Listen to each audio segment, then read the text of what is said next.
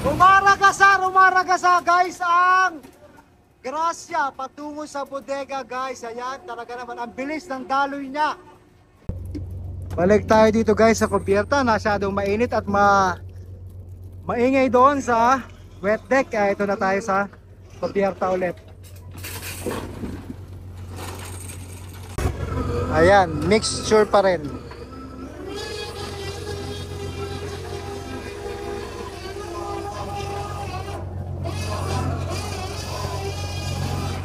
Ayun! Up! Para!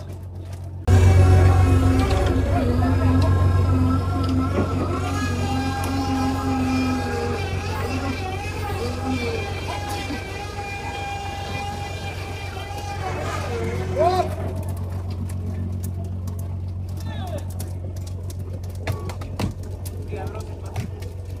Ayan guys, namumuti na. Maraming ibon na yan. May pumuputi. Ayan, pumupwesto na tayo guys sa ating target. Ngayon ay hapon na, alas 4 na ng hapon. Ang pangit ng panon, medyo maulap-ulap at mahangin-hangin. Ayan. Ayan, bumitaw na guys. Ayan. Pumarya na. Sana abutan to, sana abutan. Nalaglag na main skip guys ha, umiikot na kami. Eto ang isda guys.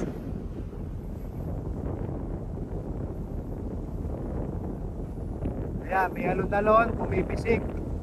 May pumuputi, ayun, doon pa. Ito na mahagip. Ito pa sa proa. Oh, medyo balat pala. Pasok, pasok. Pasok kayo.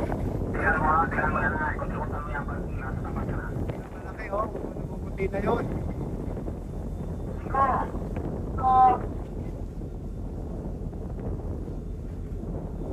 Ayan. Ay, ay.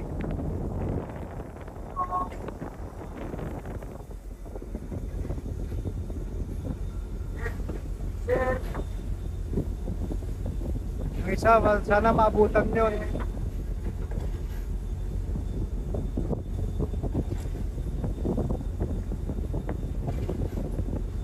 Mahaba.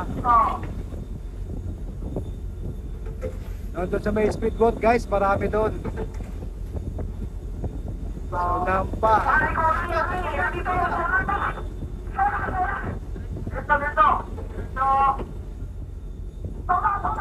Ayan, sa unahan. Lipat-lipat yung ano speedboat.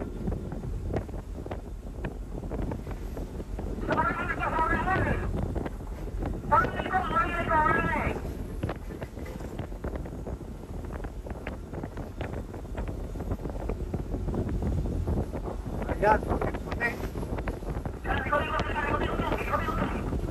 Doon na ipon ang isda, doon na ipon. Haba nun. Kaya pa yan. Wala pa kalahati. Wala pa kalahati nilalatlan. Ayan, haba. Pasok, pasok! Pasok!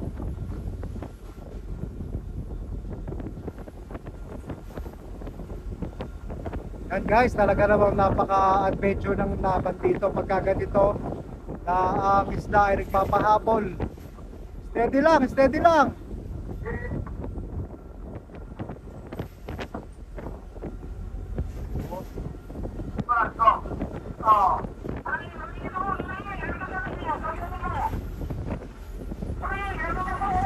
Dapat ng alon-alon. May nakaya dyan guys, party line. Yung isa yung kulay puti, party line yun, si Bira. Si Bira yun. Ibang company yun guys.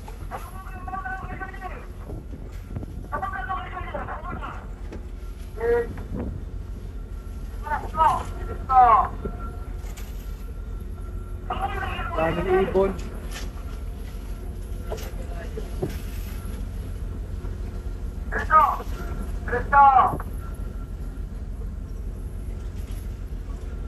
Pasok, pasok.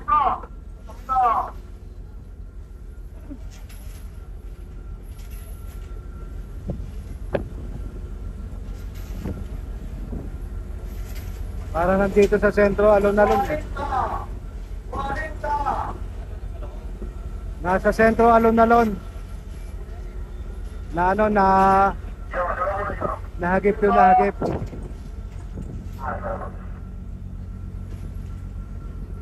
Sana pumasok lahat.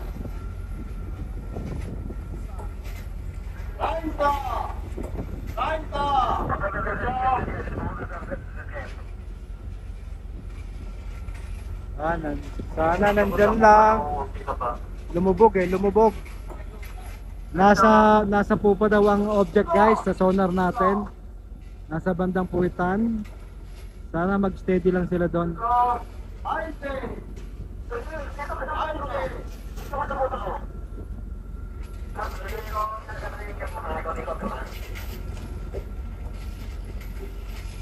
Wala pa makita.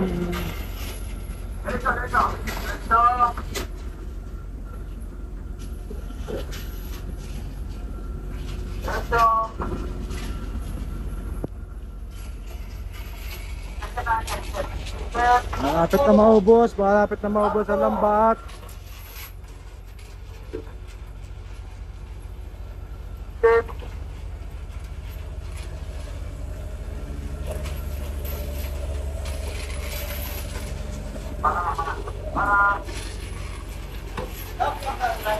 Yan, ubos na lambat guys, tustusan na tayo. Wala na lambat dito sa ating dinadaanan ngayon.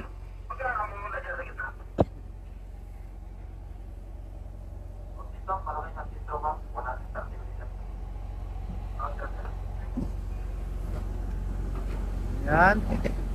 Medyo maulap-ulap guys, kaulan lang, kababagsak lang ng ulan kanina.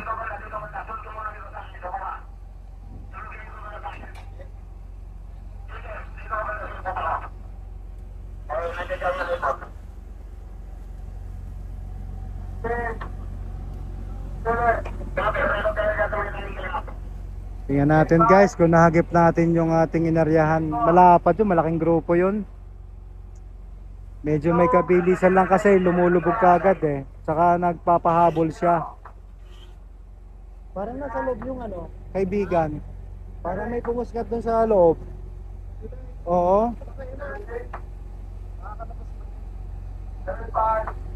Ayan.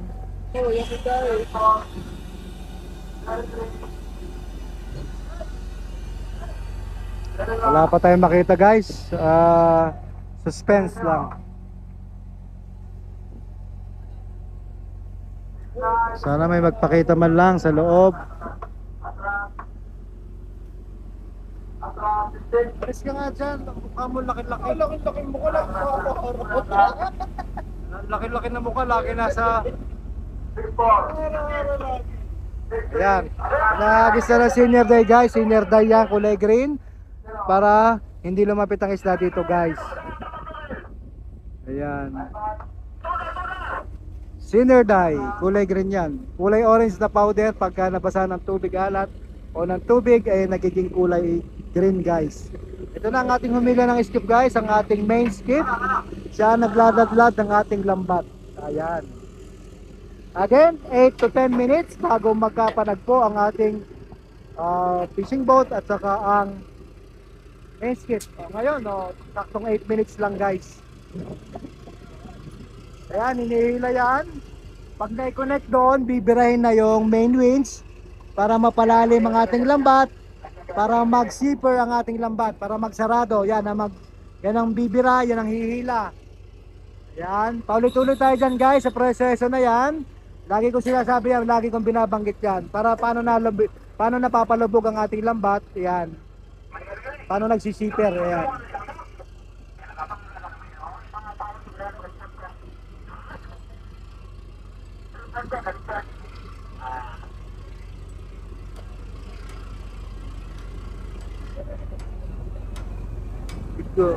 Kapag ikot-ikot muna siya doon, inuna niya pa yun.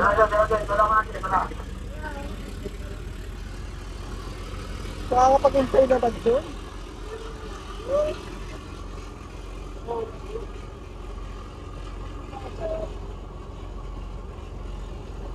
Ayan. Wala pa nagpapakita, suspense guys.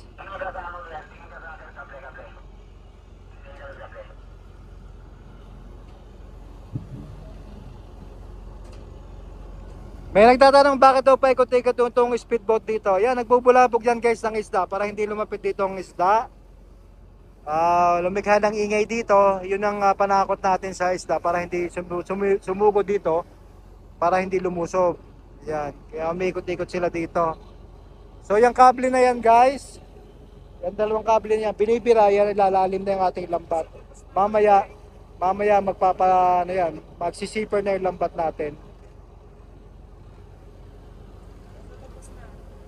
Stay tuned mga kasimangista, mahaba-haba ito, mga 2 oras bago matapos ulit. Ulit ko sinasabi sa inyo, laging ganun ha.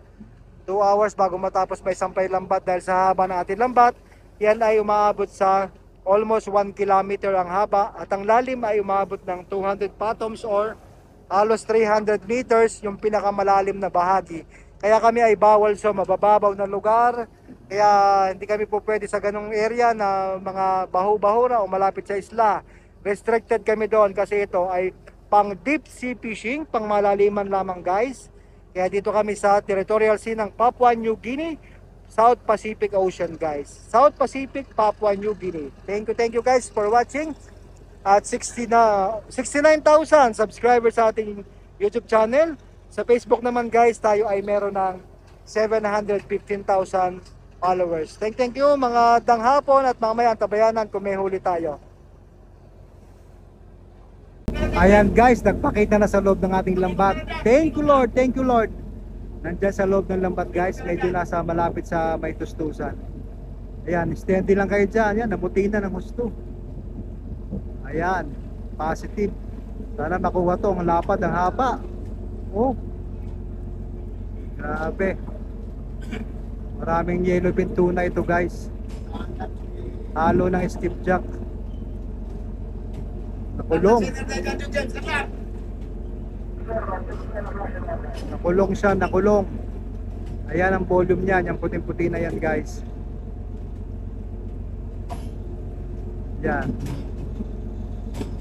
Positive. Nabulabog nila papasok. Yan ang maganda guys, pagka malaki-laki yung lambat mo, malaki ang laban mo. Lalo na kung nagpapahabol yung isda, malawak yung tayo ng isda, ayan yung magiging malaking bagay para makahuli ka. Yung mahaba ang lambat mo, mabilis yung barko mo, advantage yan. Advantage sa labanan, yung ganyan yung quality ng lambat mo, plus mabilis ang barko mo.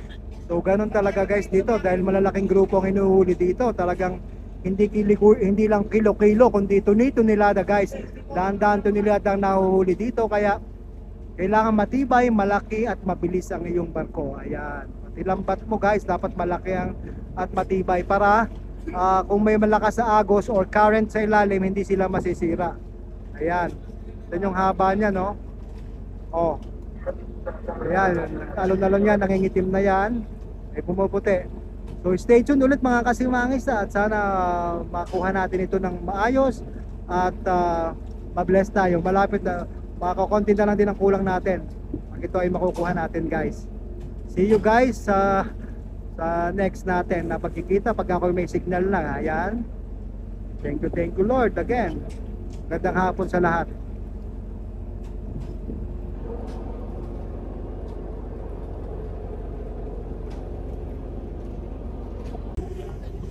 Ayan guys, malinaw na malinaw pa sa sikat ng araw kahit umuulan. Nandyan ang ating inaryahan. Yan, mahalo-halo na ito. Malalaki itong nasa harapan natin ito ngayon guys. Kita nyo naman sa kapaligiran namin guys oh. Talagang makapal-kapal yung ulan na yan babagsak. Pero sa side na to maliwaliwanag pa. Dito guys sa dagat, ganito sa laot, nagsusubasko kung partly cloudy lagi. Ayan, nangangasol-ngasol yan. Matindi to. Maganda-ganda guys ito. Antabayan natin guys hanggang mamaya kasi siguro mga mahigit isang oras pa tong bibirahin bago maakyat. Ang kapal ng alon-alon na yan. So panapanabik talaga ito makita guys. Ang sabi ni Fishing Master, Master ilan? Ilan? 140 to 150. Sabi ni Master 140 to 150 tons daw guys. Sana nga guys, hindi nagsisinungaling yung ating sana hindi nagsisinungaling yung ating sonar guys, kasi minsan pag marami ring dilis guys, ano siya, malaking indication, malaking binibigay ng sonar na estimate. Kaya sana naglalaro lang doon sa 100 to 150 yan. Pero minsan sumusobra pa yan guys, kaya naman nagugulat kami guys pagka ganyan. Ayan, shoutout kay kay Boy Marino guys, follow nyo yan ayan. Ayan, si Boy Marino guys, tangkilikin natin. Maganda yung mga content niya kasi mostly meron din dito fishing at saka sa trabaho niya biling hydraulic man siya guys dito. Ayan. Kita nyo guys ngayon na yan. Ayan, nagkalon-alon na lang siya. Sa halawak na yan ng alon-alon na yan, malaman-laman yan guys. Kaya maganda yung ating susubaybayan hanggang sa matapos to guys. Stay tuned lamang guys habang medyo nakakapag-video pa ako pagka ganitong medyo wala pang ulan. Pagka umulan, tumatago muna ako, baka makalbo na lalo ako guys. Baka magkasakit pa ang inyong kasimangis sa pagbibideo lang. Para sa inyo to guys, para may mapanood kayo, para may mapaglibangan, ma-inspire at saka malaman nyo kung saan hinuhuli yung ating mga nilalatang tuna na kinakain dyan sa Pilipinas and worldwide. Ayan. Baka kami ang nakahuli sa inyong mga kinakaing dilatang tuna. Saan man po kayo naroroon mga kasimangis na. Worldwide po tayo guys, ang ating mga followers guys. Ayan, thank you.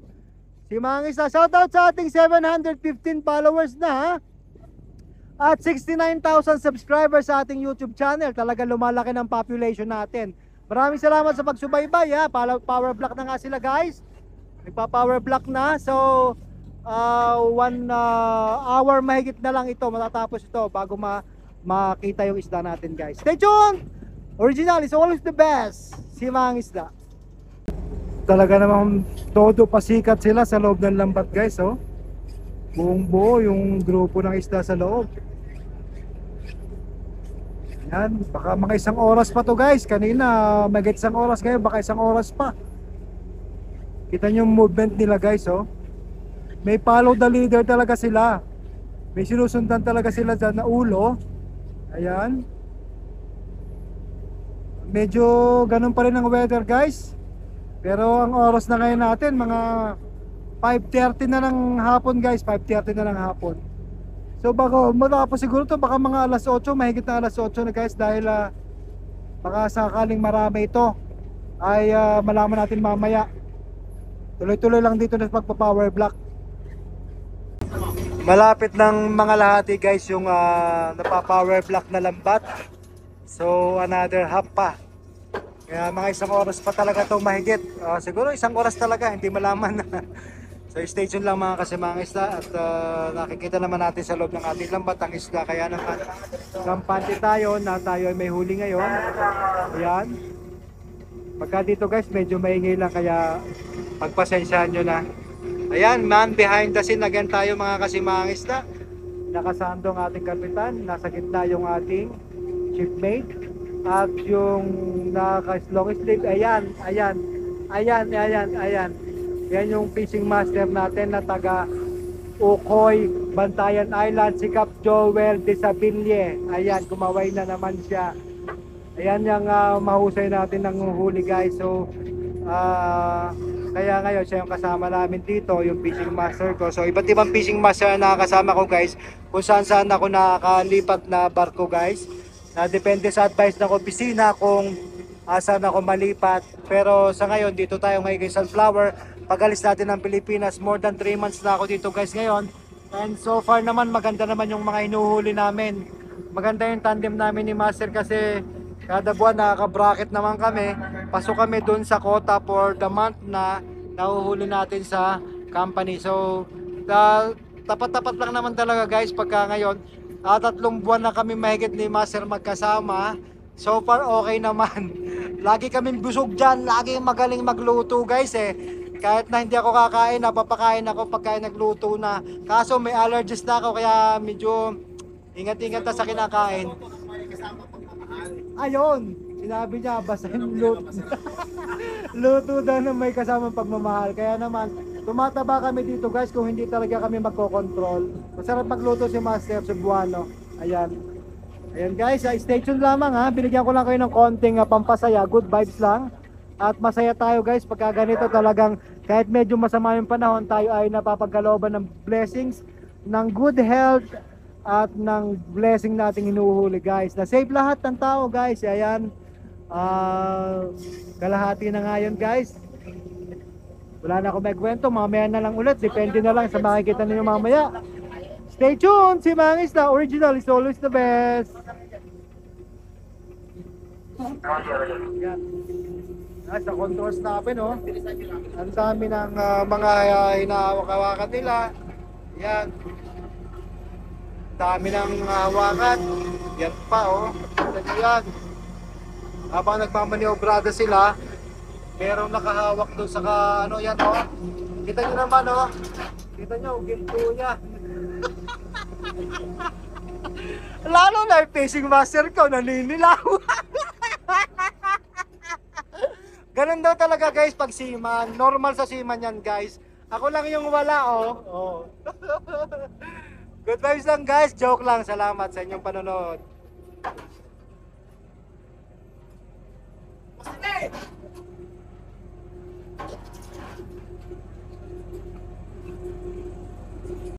Yan, nagpakita na. Nakaipot ng lambat natin guys. Daming tinuod na o-ring. Wow. Nagkakagulo na.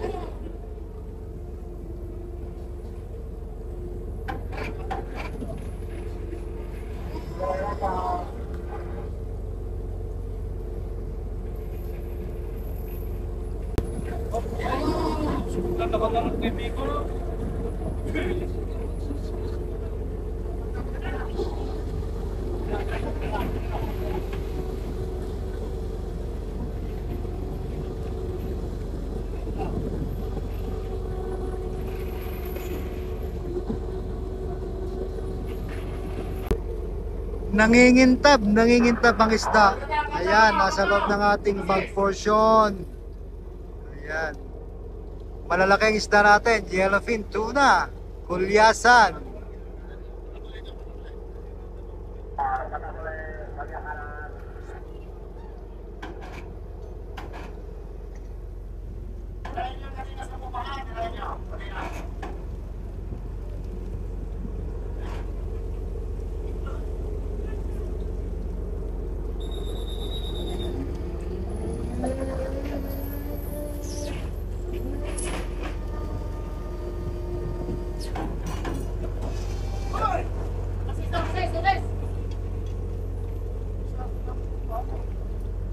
Oo nga, no?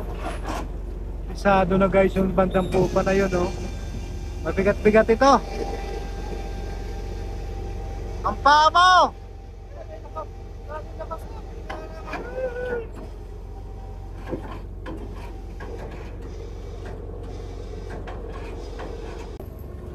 Start na sila guys ng kalaskas. So pag sinabing kalaskas guys, iniangat na yung lambat kasama sa pag-angat ng isda. Kasi malalim ang isda niyan, habang inaangat yung lambat guys, bumababaw yung pwesto ng isda. Naiipon sila dun sa bag portion guys. Yun ang kalaskas guys, ha. Medyo marami-rami ito. Pisado dun sa pupa guys, pisado. Kaya malaki ang huli ito. Maganda-ganda ito. Medyo maingay lang guys, ha. Ayan.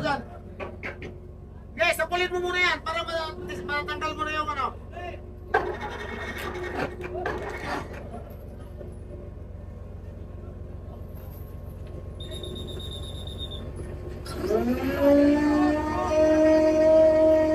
Kagandahan kasi yung bitaw namin kanina guys, mga alas 4 ng hapon. Usually ganun ang ganda ng labas ng isda, lalo na kung mga tuna, yellowfin.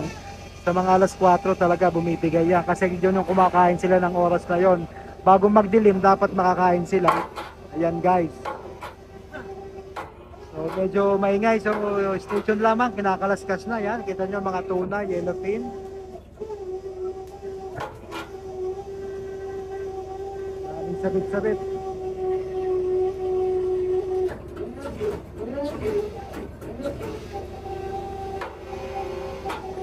Tulak, Isa, tulak.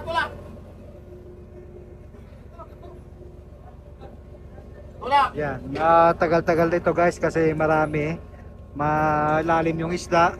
Kailangan may angat lahat yan sa bag portion para makuha siya ng buo. Para pag sinalok, isang salok, marami kagad ng laman. Isa pagka malalim guys ang isla, pag sinalok, kukunti ang laman ng salok, so natatagalan tayo. Papangit yung quality ng isda pagka yan ay malalim at saka matagal salukin. Nabababad sila sa ilalim kasi patay na sila. Papangit yung quality ng isda, kaya kailangan mas maagap may salok ito para mas good quality. Ayan guys. Isama mo muna yung pruwat eh. Ayan. Kung makikita nyo guys yung kumikintab na yan, hanggang doon, malalim pa yan para maano pa yan. Kailangan maging intact yan doon sa mismong tapat na yon, dito sa side na yon. Doon, dapat maipon siya doon. So bibirahin yung mga lambat na yan para maipon lahat sila doon. Para pag sinalok sila, intact sila at maganda ang laman ng ating salok.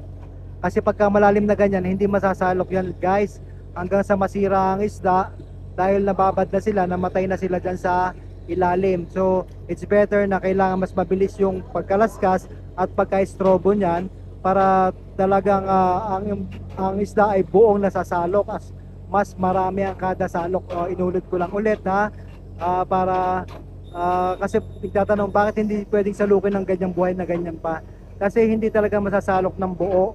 Magtatagal yan, baka hanggang kinabukasan magsasalok pa tayo kung yan ay hindi intact guys. Kaya yan ay kinakalaskas para may angat ang lambat, kasabay ang isda sa pag-angat at naging mababaw ang isda pag sinalok na. Ayan, inulit ko lang ulit guys, para sa mga bago lang sa ating Facebook page saka sa YouTube channel. Ayan po ang proseso ng pagkakalaskas. So nandyan pa rin ang ating diver, sinisilip yan guys kung anong itsura sa ilalim, baka may punit or may laslas na mag-cause ng damage or baka masira or maubos yung laman ng bag portion natin.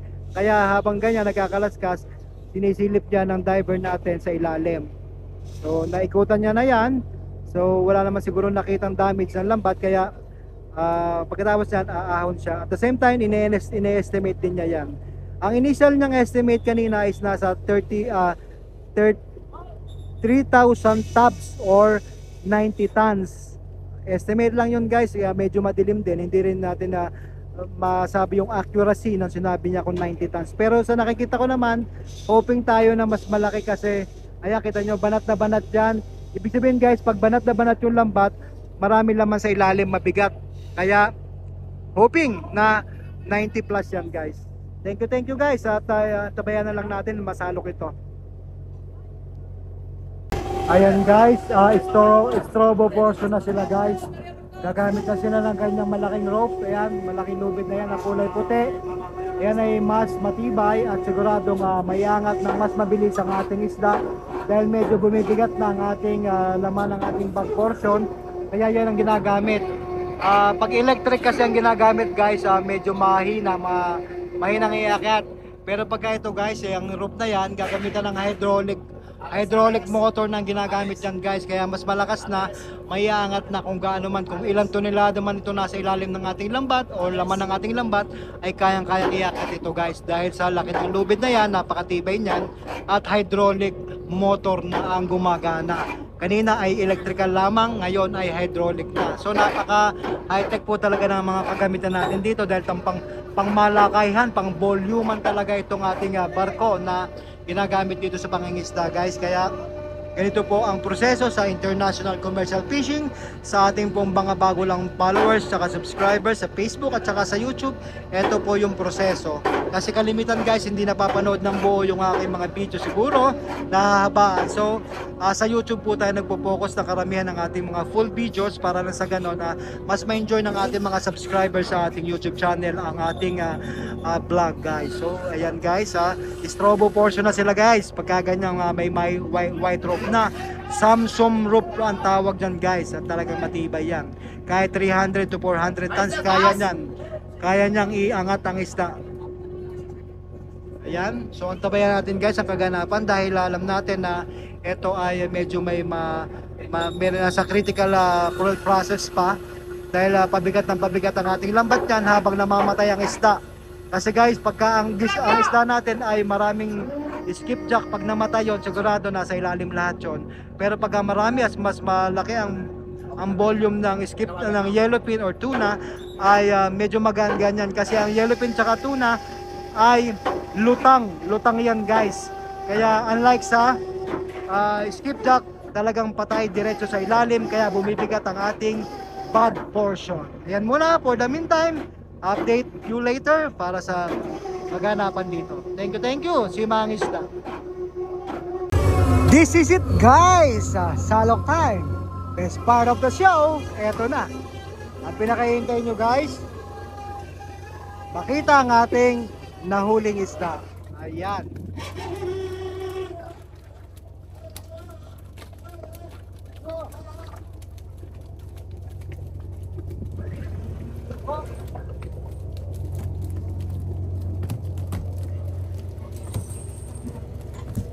Ayan, laki ng tuna. Yellowfin.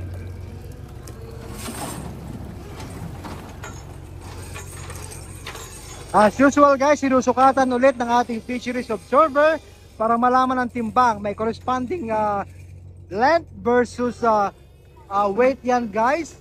Classification guys. So, kinaklasify yan kung anong size ng isda at anong klaseng isda ang nahuli natin guys. At para rin mapatunayan na tayo ay hindi nakakahuli ng below standard size guys. Ayan. At at the same time, para ma-maintain natin yung sustainable fishing na hindi tayo nakakasira ng ating kalikasan tulad ng bahura. Hindi tayo umaarya sa mabababaw na lugar dahil doon ay bawal tayo, lalo na sa 12 nautical miles guys. Dapat beyond or lampas ng 12 nautical miles sa mga reef or bahura or sa isla guys. Ayan guys, sa ating pagpapatuloy ng programa, magandang gabi sa inyo at patuloy tayong manonood ng pagsasalok na ating inaryahang isda kanina. Kahit masama ang panahon guys, ay patuloy pa rin kami na blessed dito ni Lord at nagpapasalamat kami sa lahat ng blessings sa araw-araw, sa kalusugan, sa ganda ng panahon at sa blessings na aming inaaryahan at nahuhuli dito sa bansang Papua New Guinea. Wala po kami sa Pilipinas. Ito po ay territorial sea ng Papua New Guinea kung saan dito lang kami allowed ang mga barkong malalaki na pangisda katulad nito na inilalata ang mga nahuhuli. Hindi ito binebenta sa palengke. Again, sinasabi ko sa inyo. Ayan, may malasugin na naman pala. It's a blessing guys. Kaya pala may kailapan din kanina ang isda guys dahil sa ganitong may malasugin na nakasama. So kasama na sa bodega yan, wala nang tanggalan. Blessing yan guys eh. So kasama na yan sa ating bodega. Ang ating bodega guys, bakit hindi nilalagyan ng yelo? Kasi ito ay direct na sa brine water or chilled water na may asin. Combination yan guys. At doon na mismo pinaprocess ang pagpo-frozen nito guys. Direct to frozen na ito. Hindi na ito nilalagyan ng yelo. Automatic na itong magninigas na sintigas ng bato guys pagka luto na siya. Ang tawag doon ay luto na pagka frozen na. Ayan. Sabi nga kanina ng ating fishing master guys, ito ay aabot sa 130 tons. Base yon sa sonar na ginagamit natin. Pero sabi ko sa sonar minsan meron ding deviation. Medyo minsan malaki ang kanyang estimate. Minsan naman ay kulang. So, at least hindi nagkakalayo naman pagka sa umabot sa 100, ay napakaganda na ng huli natin guys. 100 tonelada guys.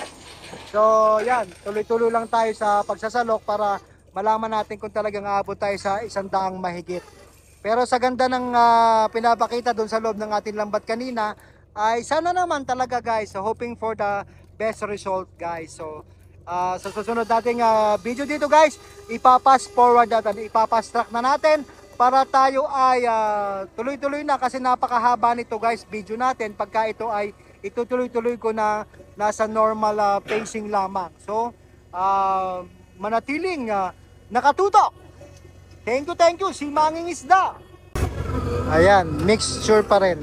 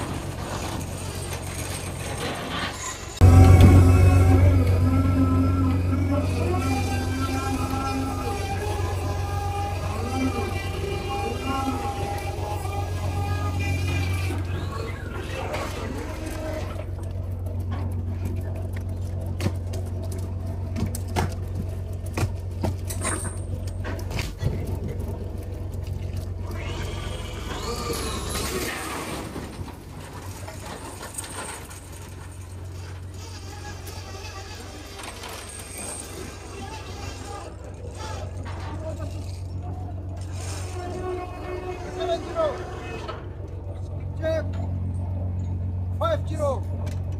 Yellow fish. 7-1.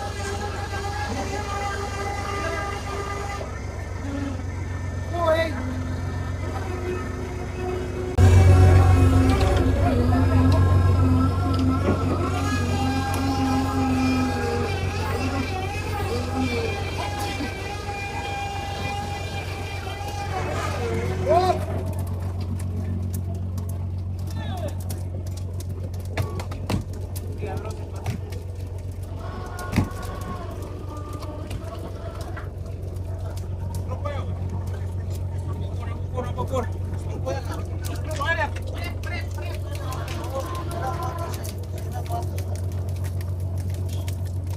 Put them straw by the pass outside first.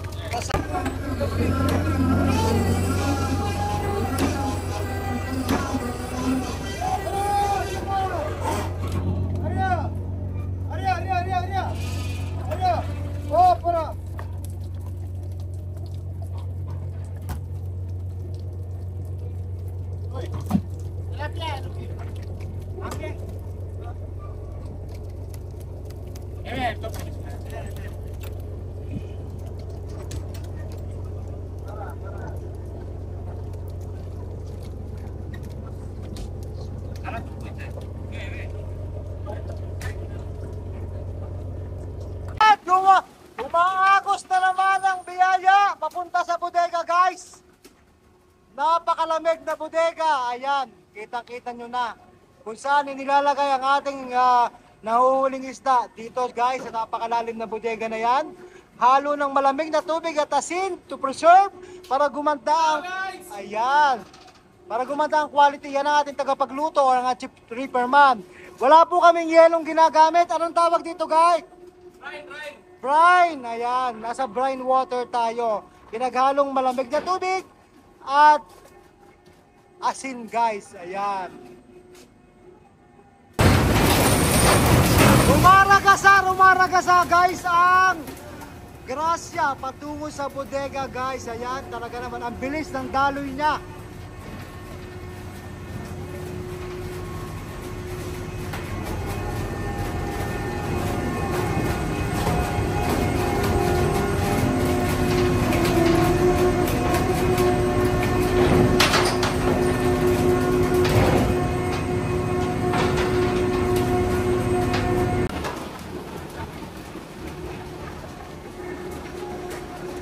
Umuusok talaga, guys. Umuusok sa lamig ang ating bodega, guys. Kaya yan, ayan, nagmo-moist ng ating camera. Dahil napakalamig ng bodegang ito, guys. Dito pinoprosen ang ating isda. Ayan, yan na pang bodega. Malalim yan, guys. Oh, hindi makita ang isda sa dilim. Malalim itong bodega natin, guys. Kaya dyan, pinoprosen yan. Napakalamig ng temperatura dyan. May halong asin para ma-preserve at maging good quality siya bago siya ma-transfer sa mga kaning, guys. Yan, guys, ang ating proseso. Direct tayo sa brine water. Balik tayo dito, guys, sa kubyerta. Masyadong mainit at maingay doon sa wet deck. Kaya ito na tayo sa kubyerta ulit.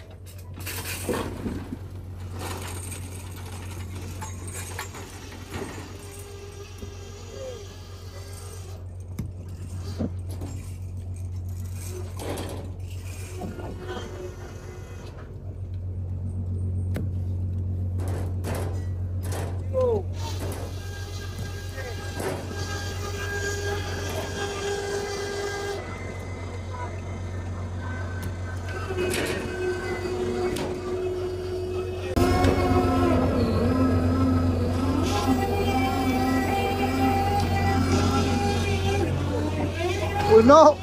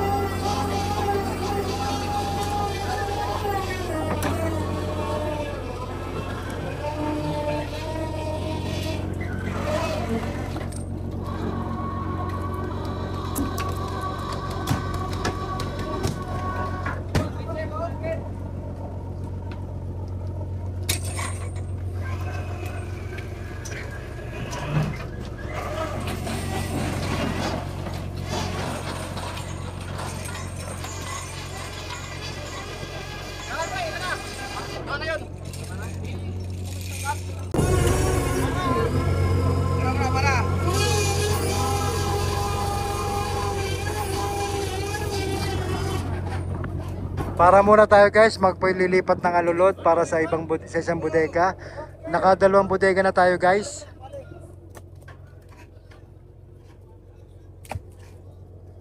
Parang maso-short tayo sa 100 tons guys. Parang nasa magsi 60 tons pa lang to. Matakaw kasi ang indication guys ng yellowfin tuna pag sa sonar. At the same time, samahan pa to ng dilis, talaga malaking indications. Kaya dun sa estimate ng sonar natin, minsan sobra talaga. Minsan naman talagang I mean sa sonar malaki ang indications, malaki ang kanyang estimate pero kokonti yung isda. Minsan naman konti ang estimate pero mas marami yung isda. Ayun guys ang nangyayari pag sa sonar. Ayan. So sa ganitong pagkakataon, tingnan na lang natin sa actual kung ilan talagang aabutin ng ating nahuli. Ayan guys. Thank you, thank you. Last time, Marco, 120.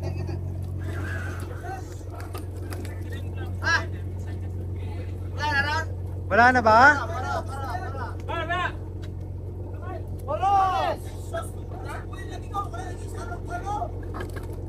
Parang last na to guys. Arya! Konti na lang pala. Napeke tayo sa 100 tons guys. Malaki indication sa sonar. Pero this is really a big blessing guys.